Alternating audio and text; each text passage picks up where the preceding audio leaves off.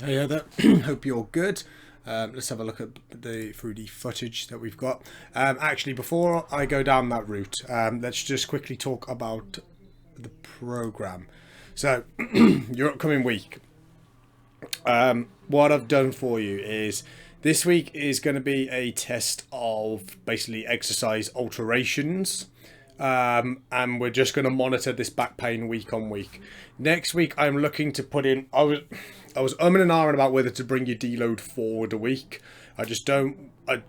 I want to keep the train moving just for that extra week now, and see what exercises work and don't. Then we can use the deload again to, if anything doesn't work, experiment on different alternatives. And then once we've had a good week to find out what exercises work, you've had a deload of volume that'll help the back as well.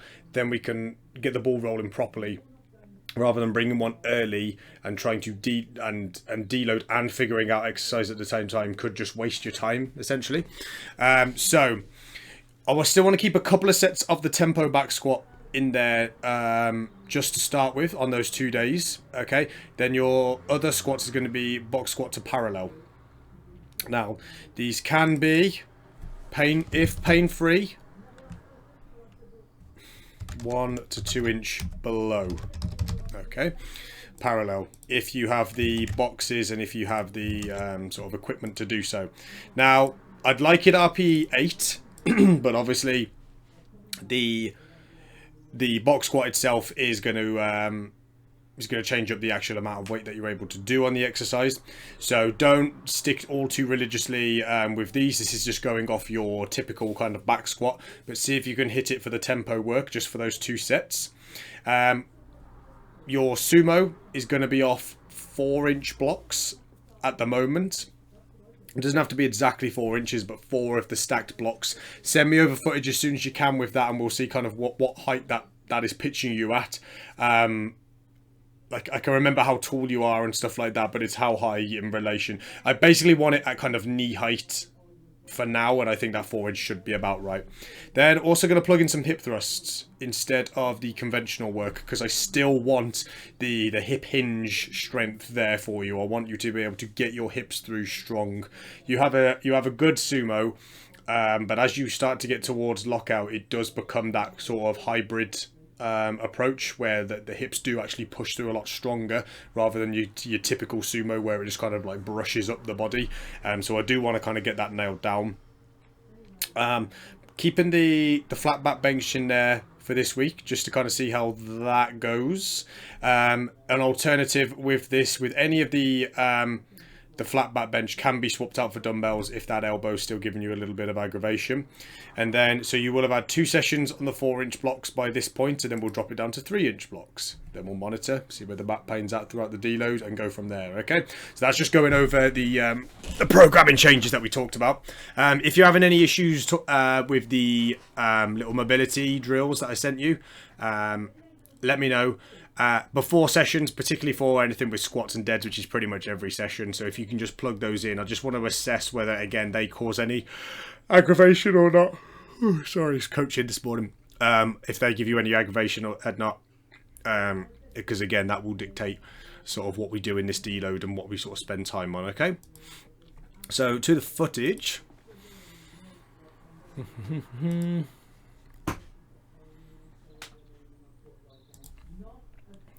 Let's have a look. These are the ones that you say felt heavy, but looked good at the time. Big Frank in the background. Oh my God, is he still a student there?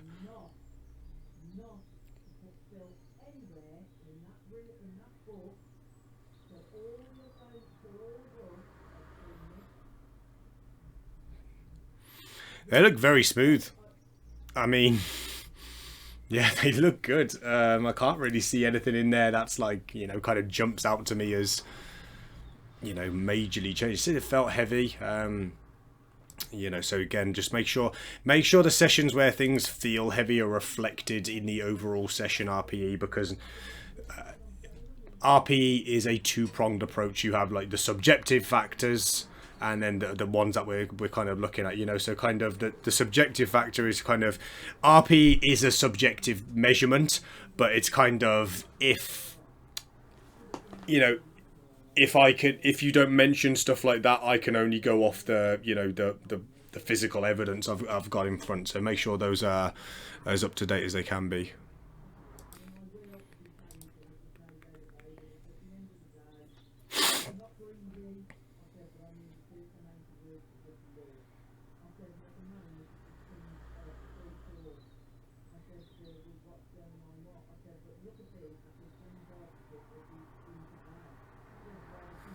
Good. Remember to keep those knees out. Well timed though on these. Yeah, they're nicely done, nicely timed. Yeah, ping out nicely. It's good. Keeping the bar pulled over nicely. You're not just letting it kind of sit on you. It's good. Very solid. Alright, onto the bench. Okay, right, so what are we... Bloody paused the wrong video, sorry. Right, so...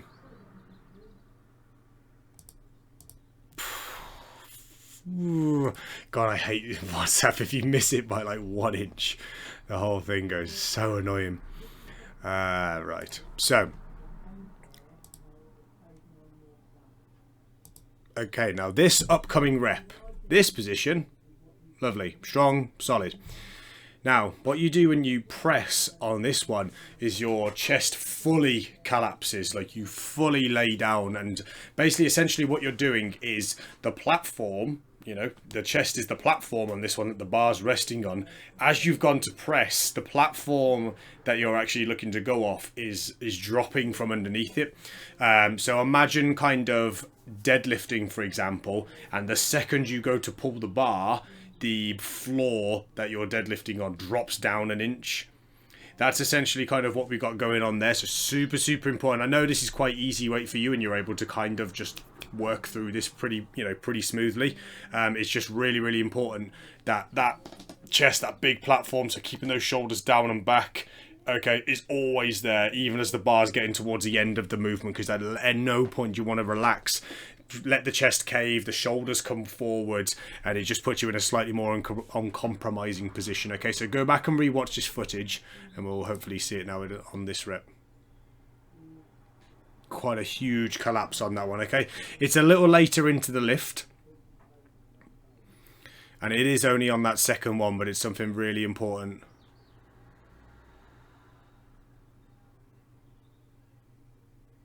Good.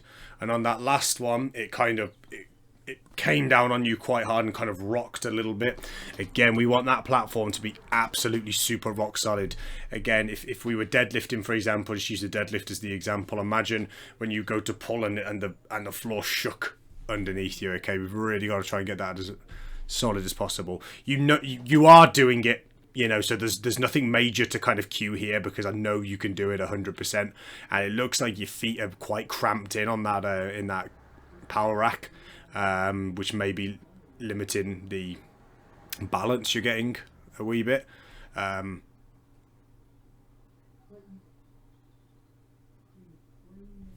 have a look. Let's go through that one again.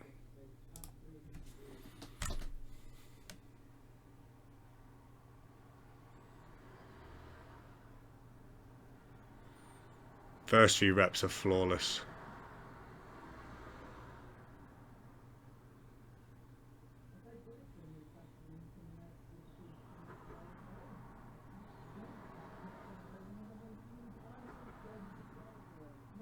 Good. Very solid. We will start, as we start moving into this kind of strength phase side of things, really start trying to look at maximizing that leg drive. But again, I really want to squeeze as much out as we can of the upper body at the moment.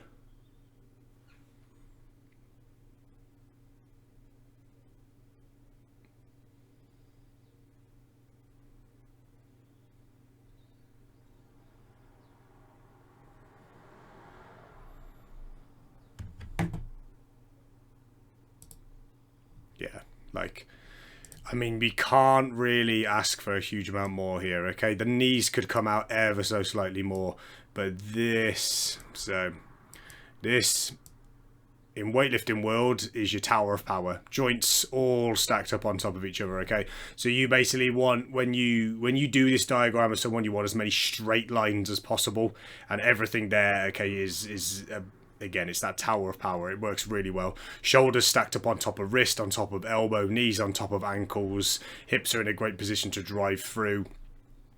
Yeah, that's a very, very textbook setup from this front angle at least.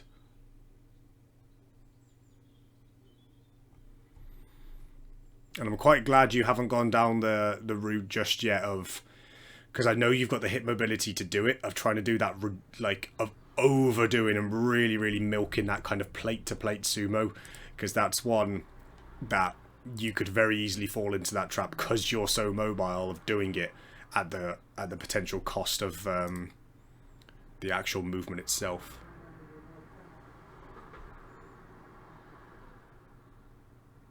It's good. Neutral spine.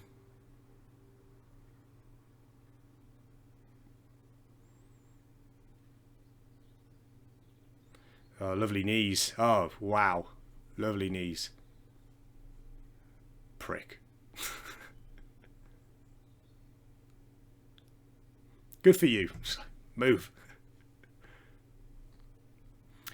Yeah, so let's just have a look at how those last couple of reps after the knees disappeared.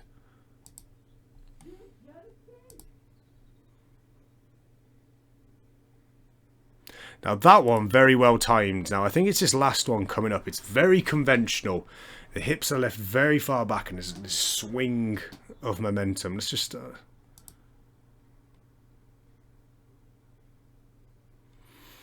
yeah, just got to be a little bit with that one is, as you got through to that last rep, the hips coming through locked out the movement and the knees didn't snap back until after the hips had basically already pushed through. So there's like a little bit of a wobble.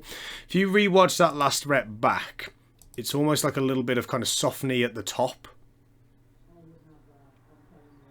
The knee, like it looks like here, the knees aren't quite fully locked out because the hips have pushed through without the knees quite snapping through in time. So usually it's that kind of pendulum effect where they both just kind of like bang, and it's as the hips come through, the knees lock back and everything just kind of rocks into place. Just with that one, the hips came through just a little bit, like I say, very kind of conventional-esque. So just really remember that as soon as that bar starts going over the knees, it's that, I hate to use this term, but it's that snap of the knees, okay, and to really kind of fire them back because the hips are always going to be strong enough to push through for you. Okay, so we're looking to be gentle onto the box. Okay, at the moment that's kind of absorbing a lot of force and you're able to go again. Great little setup they've got there. Fair play, really, really nice. I didn't know they had these combo racks here and stuff. So what we're looking for, Heather, is for you to think about as just like graze the box, okay, just very gently. Okay, imagine the box is made of glass and you just got to be very gentle. Okay, you know, think about like sitting on the toilet. Okay, you don't just like slam down onto it. Okay, you kind of lower yourself down gracefully.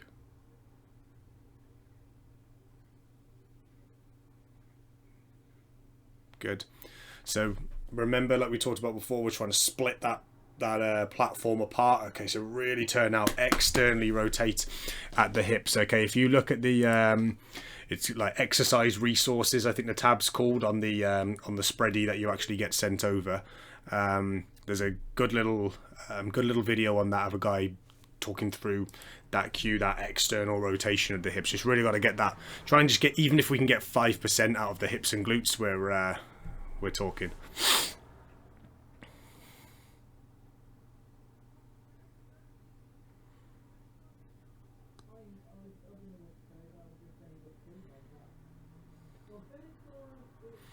Very good. Yeah, so one of the things we'll look to do is when we start introducing a bit of that leg drive is bring in the feet a little bit further behind you, just kind of like try and think about preloading the quads as the bar's coming down towards you a little more.